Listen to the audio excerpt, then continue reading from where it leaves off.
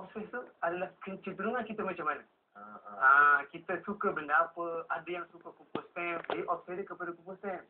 Ada lama dah, itu hobi lama tu. tapi benda tu masih wujud kan.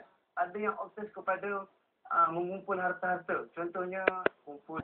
Ada suka, ada yang suka mengumpul keris. Maknanya kecenderungan itu ke arah mana? Ada yang obses shopping. Biasanya perempuan lah macam-macam ni kan. Nak pantang ada waktu shopping. Betul nak. Betul lah tu kan. Jadi obses kereta-kereta lama. Kereta lama. Ada yang barang-barang antik. Ada yang obses make up kereta. Modify kereta. Tapi okey, bila kita dah tahu apa yang kita obseskan, kadang-kadang tu apa yang kita obseskan ini sesuatu yang bukannya baik sangat. Betul. Jadi macam mana agaknya kita nak mengekang diri kita daripada jadi obses kepada sesuatu yang mungkin tidak begitu baik. Dia sebenarnya begini. Kalau kita kembali kepada agama sendiri pun, dia menekankan konsep kesederhanaan dia. Jadi Seperti yang wasatiyah, betul. Jadi kalau kita berbelanja berhabis-habisan, jadi di penghujungnya tu umpama macam membazir. Sedangkan Islam itu menghalang kita daripada untuk membazir kan. Jadi bila konsep bersederhana tu ada, alhamdulillah. Kalau mampu beli, kalau tak mampu ketepikan dahulu. Jadi macam tu. Jadi kalau kita sampai make up kita contohnya kan, make up kita sampai buat pinjaman 20,000, 30,000 kan. Ada, jangan kata tak ada. Betul. Sampai hutang lah sampai 20,000, 30,000. Di akhirnya jadi di penghujungnya tu nanti mungkin bergaduh suami isteri, jadi bercerai-berai apa semua kan. Itu masalah.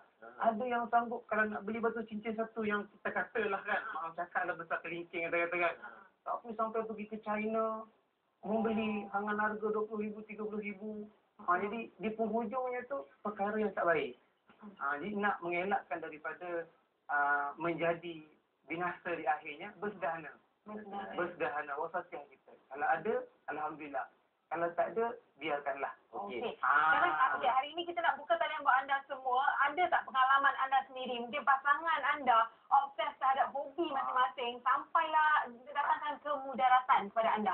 Anda boleh hubungi kami 0322828578 atau 0322828579. Kita mengenai obsesimu. Dan ada mungkin isteri menjadi mangsa kepada obses sang suami dia apabila duit belanja dapur tak ada, tapi dia make up kereta dia tak mana. Betul. Paling ramai saya kira. Masalahnya kan. Adalah paling ramai. Dia datang dengan lelaki. Dia sebenarnya begini tak? Dia sebenarnya obsesi ni dia fitrah. Dia fitrah. Setiap manusia mesti ada. Cumanya keterlaluan dengan tidak, itu sahaja. Macam saya sendiri pun minat bercakap. Tapi janganlah sampai orang azan pun tengok masih bercakap lagi kan, melampau-lampau. Setengah orang dia obses, tak boleh tengok pakaian yang cantik, nak beli. Setengah orang obses make up. Set make up berpuluh ribu contohnya kan. Setengah orang obses gadget. iPhone, pantang keluar iPhone, baru dia beli yang baru. Ada setengah orang obses make up kita macam tadi kan. Dia pelbagai sebenarnya. Jadi macam mana agaknya kita nak katakan obses ni baik ataupun tidak? Nak bezakan. Kita maksudnya kalau macam kalau kita ada peminat obses dekat Isha kan, macam itu mungkin kurang baik sikit lah sebab Isha mungkin berdepan dengan keadaan yang kena sembunyi keluar rumah dan sebagainya. Itu obses yang tak baik. Jadinya macam mana kita nak cari obses yang baik? Kita buat. Kita teruskan obses yang baik. Dia begini. Dia obses yang baik ini dia mendatangkan kebaikan kepada kita. Contoh saya bagi contoh. Kita ni obses kepada buku. Pantang kepada buku, kita beli. Pantang jumpa buku, kita beli. Berhenti baca. Lepas tu bila dah beli tu jangan beli saja kan. Beli baca. 3-4 jam baca buku apa semua. Yang itu kebaikan kepada kita, mendatangkan ilmu. Itu boleh. Itu contoh yang pertama. Yang kedua, dia mendatangkan kemahiran kepada kita. Contohnya kalau kita tengok remaja dekat luar sana, dia minat motor kan. Minat motor, bikin motor, modify motor, buat motor. Akhirnya dia mendatangkan kemahiran kepada kita, kita boleh buka bengkel. Yang tu tak apa. Jangan lumba haram apa semua kan. Yang itu masalah kan. Okey. Kita ada pemanggil di talian ketiga ini. Assalamualaikum. Hello. Waalaikumsalam. Ya, siapa di Thailand suka ceria tu? Saya Teguh Osman. Man, rasanya ada obses ada sesuatu? Obses ni bukan untuk saya. Sebenarnya isteri saya. Oh. Saya obses beli handbag. Ya, saya faham. Saya faham naluri wanita. Okey. Macam mana agaknya obses tu mengganggu tuan? Dia tak nak buat sebenarnya. Dah terlampau banyak handbag tu. Setiap kali dia pergi tengok handbag yang cantik dia nak beli. Dia ni banyak-banyak anak kan. Dah tak ada tempat dah letak handbag. Pasal saya ni macam kubur nikmat lah. Kalau banyak sangat bukan dia pakai pun dia simpan. Umur dia dah kat 60 tahun. Oh. Allah. Dah boleh buka kedai lain ni orang kata? Okey. Dia tak bukan kedai. Memang dia suka dengan handbag. Segala macam Banyak telefon ni. Ini orang rumah tu dengar tu tak dengar tu. Tapi dia tak pakai. Yang abang obses kat kasut. Tengok. Oh tengok. Nah, saya nak nasihat apa, dia itulah kesukaan dia. Ya, cumanya kalau boleh, benda ni membazir, bukan dia pakai pun. Yang susahnya, bukannya yang murah-murah yang dia suka lah tu, yang mahal tu ni. Lalu pun dia mampu, tapi pada saya membazir banyak sangat. Okey. Okey baik, terima kasih. Sama Dia. Terima kasih kerana mencantik ramai orang sebenarnya. Obses kepada handbag ni. Itu dah kita kita jangan. Lagi ada obses yang tak mendatangkan faedah sangat. Betul. Okey. Jangan tengok saya macam tu. Kepada Tengku Osman, terima kasih kepada Tengku Osman yang memanggil tadi. Isterinya obses kepada handbag. Macam saya katakan tadi, dia obses ni yang macam pelbagai kan. Ada yang semacam kata ini obses kepada handbag. Jadi cara nak mengatasi isteri Tengku Osman yang obses kepada handbag ni, pantang jumpa handbag baru beli. Pantang jumpa yang baru beli. Okay. Yang pertamanya kita boleh sarankan kepada Tengku Osman dengan cara yang pertama. Kita tegur cara baik. Okey. Ialah kalau isteri ni bila suami bercakap, dia kena dengar, dia kena patuh kan. Kepada yang belum bersuami, beristeri tu, Macam saya. jadi dia kena cakap cara berhikmah. Okey. Seperti mana kata Nabi, nak berdakwah pun kena berhikmah kan. Okay, jadi tegur cara baik dan pantang orang. Dia kata tak boleh, jangan. Kata itu tak boleh, ini tak boleh, ini tak betul. Itu pantang orang bila kita tegur. Contoh kata saya berkata kepada Tuan Zul, ini tak boleh. Ini salah. Yang manusia dengar perkataan tu, dia akan blok minda dia. Dia akan reject. Apa yang kita cakap sepatutnya dia akan reject, dia akan tolak. Dia cakap dengan elok-elok, benda ni bagus. Tetapi kalau dikurangkan lagi bagus. Macam ketika mana Nabi dia tegur isteri dia, lupa nak masuk garam dalam makanan. Ayang ni masak sedap.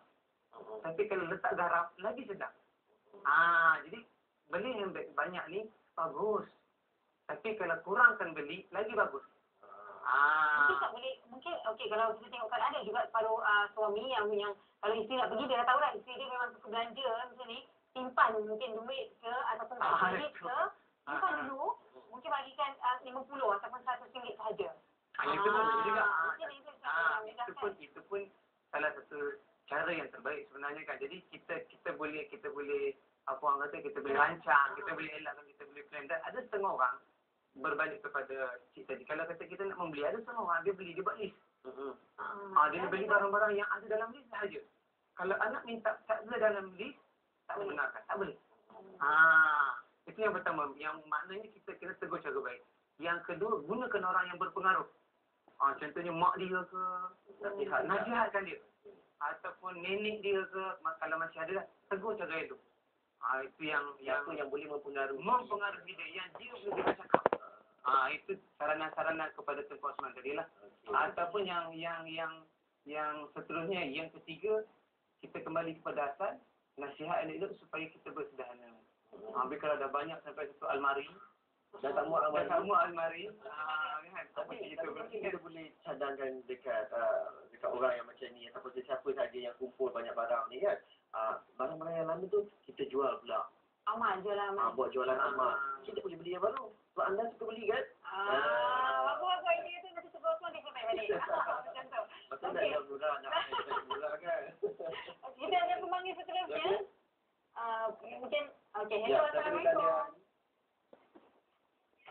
Hello. Halo. Assalamualaikum. Waalaikumsalam. Saya di Singapura. Ya, Encik mana? Encik mana sekarang? Wah, terima kasih. Ya. Saya tanya lah yang berkenaan ini ya.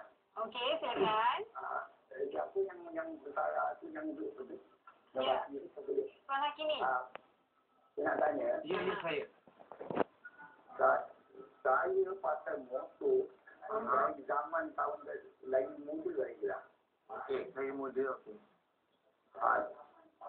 Tapi motor ni saya pakai Vespa je. Akhir-harinya saya terkumpul Vespa ni.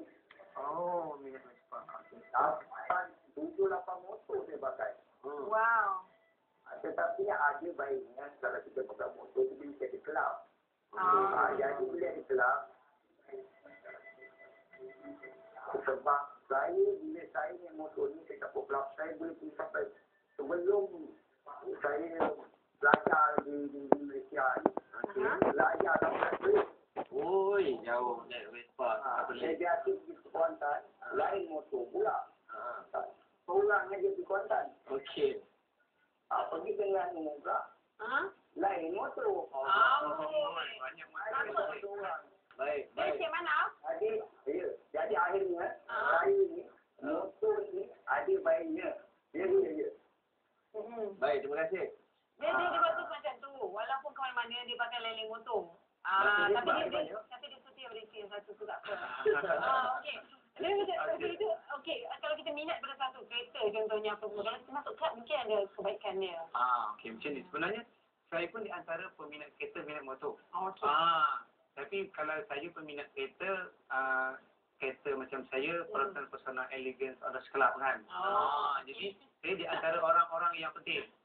Jadi, bila kita dah join sesuatu, memang bila kita pergi sana, orang akan cakap, ini kau ni apa ni? Takkan standard je. Kan? Jadi, kita pun, betul juga. Takkan kita nak pakai yang standard. Masih ada tambahan aksesori. Jadi, bila kita tambah, takkan kau pakai rim standard. Masih ada juga nak tukar rim, modify apa semua kan. Jadi, begini caranya. Kita balik kepada yang tadi, ada yang bagus, ada yang tak bagus. Yang bagusnya macam Tuan Manaf tadi, dia ada sampai 7-8 biji motor. Kalau benda itu menguntungkan kita, contoh, yang baiknya bila obses ni dia menguntungkan kita. Kita buat cantik-cantik, kita jual. Ataupun sewakan. Secara tak langsung kita dapat income. Okey. Itu bagus, itu positif. Yang negatifnya bila kita kumpul, kemudian rosak. Bayar. Kemudian bayar rosak, kita kena bayar lagi, kita kena perbaiki lagi. Jadi kita kena keluar. Yang itu yang negatif. Kalau di Singapura semuanya nak kena bayar pasti. Betul. Yang itu memang masalah. Tapi kalau Tuan Manaf tadi, dia dah kumpul banyak. Contohnya kata motor Vespa tadi kan, sampai 7-6 biji kan. Okey, jual biji, 20,000, 30,000. Apa dia kepada kita? Yes, itu bijak. Dan itu menguntungkan kita, obses yang positif. Boleh menguntungkan. Jadi itulah dia tadi, kalau macam kita obses kepada sesuatu yang mungkin boleh menguntungkan kita rasa boleh kita teruskan. Tapi kalau obses kepada sesuatu yang tidak menguntungkan, malah merugikan kepada kita, mungkin kita perlu fikirkan kembali. Patut berhenti ataupun tidak. Tukar kepada obses yang lain. Semuanya kepada obses shopping. Tapi kalau dia obses kepada membeli belah ni kan, tunggu dia jadi tukang beli sesiapa. Kawan mana nak pesan apa, ada ambil pesanan. Betul. Itu terbaik. Satu penyiksaan. Kalau ada kawan-kawan nak tolong beli kan, kita belikan untuk dia. Betul sekali. Ni kita pasal obses ni memang tak habis ni. Sebab apa? Kita ni memang selalu kalau kita obses pada sesuatu, kita akan cuba dapatkan minat saya dia kita kan. Okey, tak apa. Sedikit pesanan kepada mereka di luar sana untuk meninggalkan obses yang tidak ada datangkan faedah kepada diri. Pesanan saya kepada penonton di luar sana, supaya obses ni tidak meninggalkan kesan negatif kepada kita, pilih obses yang kita mampu. Pilih obses yang kita mampu, kita kembali kepada agama kita bersederhana. Itu pesanan saya, supaya di penghujungnya nanti kita dapat satu kesan yang baik.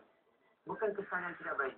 Sampai contohnya bercerai-berai, bergaduh suami isteri, itu yang kita tak nak.